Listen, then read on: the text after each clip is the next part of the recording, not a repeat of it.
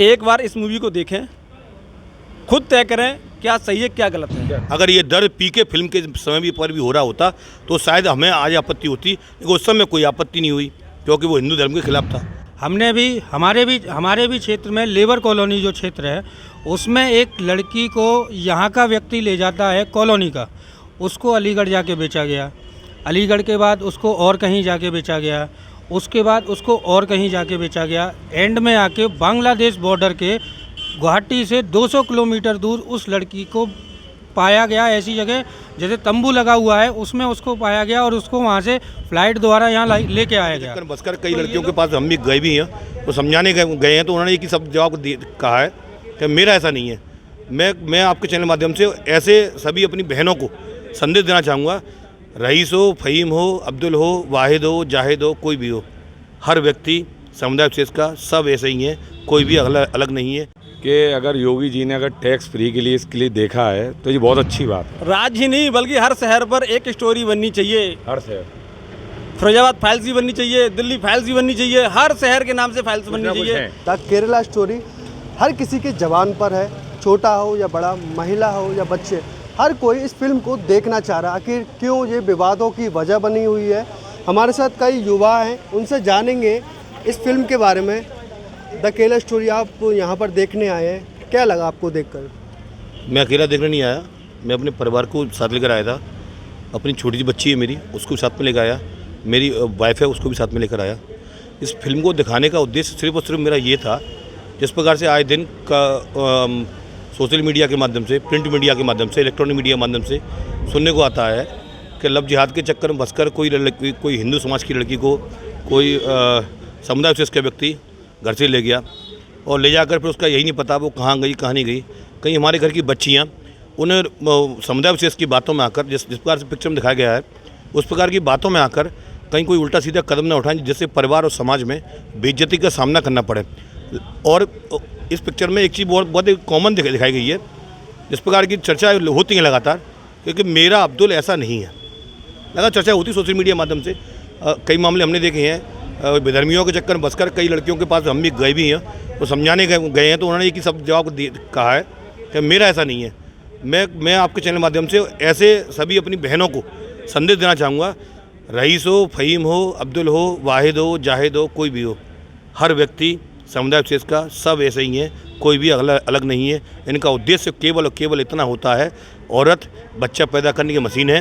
विधर्मियों के उनके लिंगा में हिंदू धर्म विधर्म है, विधर्मियों की बच्चियों को लाओ और इनको पैदा करने की मशीन बनाओ, खुद पैदा करवाओ, पड़ोसी पैदा करवाओ, चाचा से करवाओ, भैया से करवाओ, मौसा से करवाओ, खालू से करवाओ और कोई ना बचे तो मुल्ला और मौलवी से करवाओ। इनका उद्देश्य सिर्फ इतना ही रहता है। ओवैसी हैं जो नेता हैं, वो बोलते हैं कि कई एक समुदाय को टारगेट करने का मकसद है इस फिल्म में। आपको लगता है कि एक समुदाय को टारगेट करने का है? जब कुछ दिन पहले आमिर खान की एक स्टारर मूवी आई थी पीके, उसमें भी एक समुदाय को टारगेट किया गया था, तब तो किसी की मुनी जो जीभ हिली थी।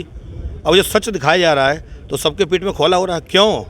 कि वो सच जो है, जो अभी तक बातों में था, वो आज ज़मीन पर है, लोगों के दिलों पर है, लोगों की आंखों पर है, लोगों की जुबान पर आ रहा है। वो सच जो पर्दे की आड़ में था वो कहीं ना कहीं अब निकल के बाहर आ रहा है। इसलिए इन विधर्मियों के समुदाय विशेष के पेट में मरोड़ उठ रही है।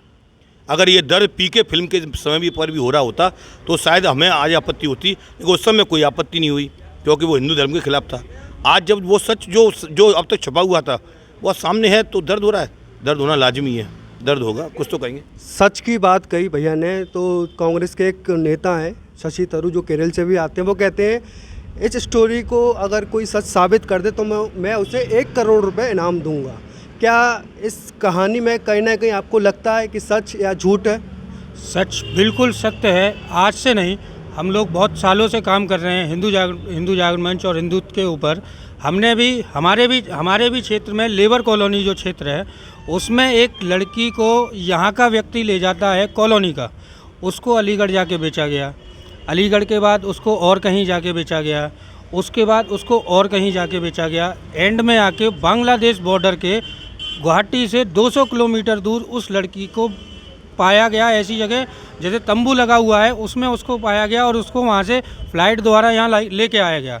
तो ये लोग इतना लड़कियों को, बच्चियों को इतना कन्वर्जन कर देते हैं, इतना दिमाग में ऐसा भर देते हैं कि वो कुछ सामने वाले से कुछ कह ही नहीं सकें। जैसे आपने इस मूवी में भी देखा कि वो उसकी दोस्त समझा रही है उसको, उसके बाद भी वो नहीं समझ रही है। उसने कहा कि बेटा देखो इसने ऐसा किया, हमारे साथ ऐसा किया, उसके बाद भी वो नहीं समझी, उसके साथ चली गई।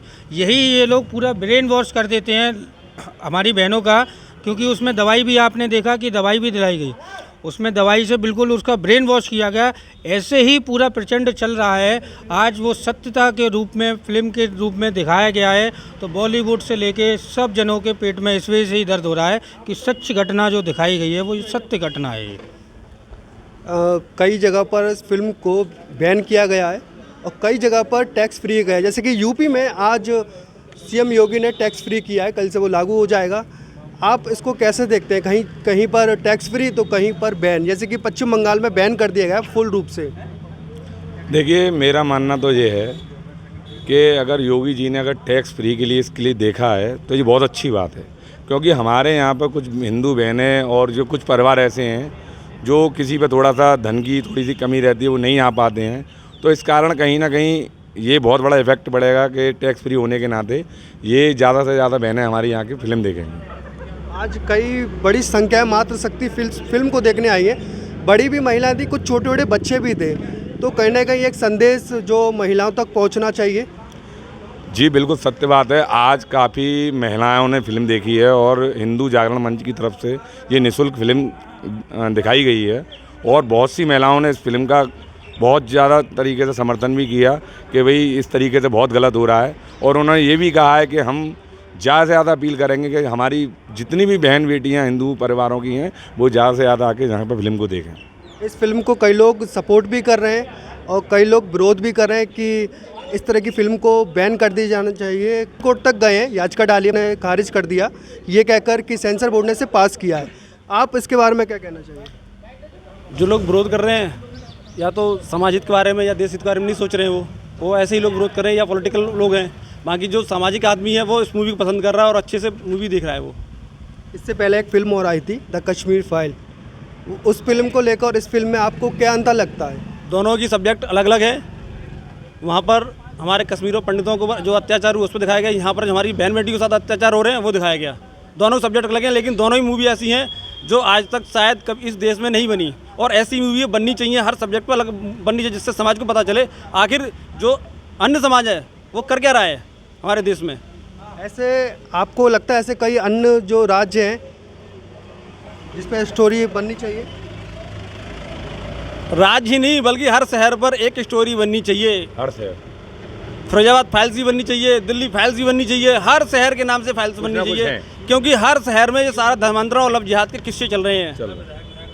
कोई एक संदेश जो आप और महिलाओं तक पहुंचाना चाहें जो इस फिल्म को देखें, आखिर क्यों देखें इस फिल्म को? सभी बहनों से अनुरोध रहेगा, एक बार इस मूवी को देखें, खुद तय करें क्या सही है क्या गलत है, क्या गलत है, उसके बाद डिसाइड करें हमें कहाँ जाना है। दूसरा, जिस तरह से हमारे देश में धर्मांतरण और लव जिहाद जैसे विषय चल रहे हैं, लोगों को पता ही नहीं है। संगठन के लोग समझाते हैं, रात दिन समझाते हैं, समझ में नहीं आता, लेकिन इस मूवी के माध्यम से जरूर समझेंगे, क्योंकि ये एक एक पॉइंट यहाँ पर सत्य है। अब्दुल वाहिद सब एक से, अब्दुल वाहिद, जाहिद, राशिद, अब सब कुछ सब एक ही हैं, कोई अंतर नहीं है, सब एक जैसे हैं, को किसी में भी रत्ती भर अंतर नहीं है कैसा भी। तो ये थे हमारे साथ युवा जो फिल्म को देखने आए, इन्होंने अपनी बात रखी और लोगों तक पहुंचाई।